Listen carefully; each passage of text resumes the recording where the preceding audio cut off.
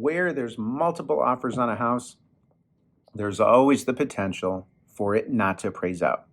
What happens in that scenario? What happens if you're buying a house for $250,000, but it appraises for $225,000? And let's say you were putting 5% down.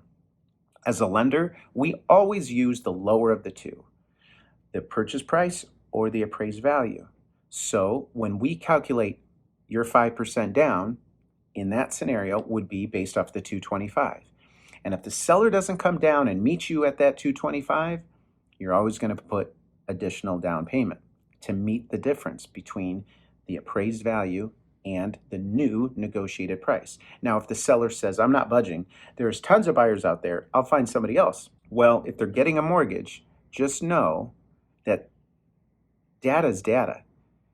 If the appraiser can't find any supporting comps and the listing agent didn't supply them those comparables to the appraiser to show where they came up with that value, it's going to be very difficult for any appraiser, for any lender, for it to have a different outcome. Yes, an appraiser can make certain adjustments, oftentimes where one appraiser sees a couple $1,000s more than another appraiser. There's always that potential for sure. But when you're talking about radical swings like 250 and 225, that may be very tough. So always be prepared and have a plan B. And I'd like to say that to sellers too.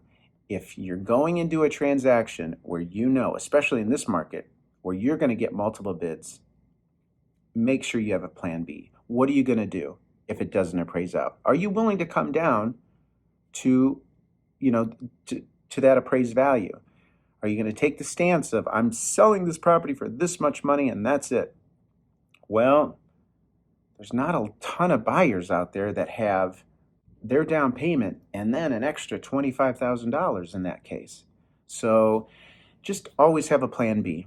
If you need me or have any questions, give me a buzz. I'll talk to you soon. Bye.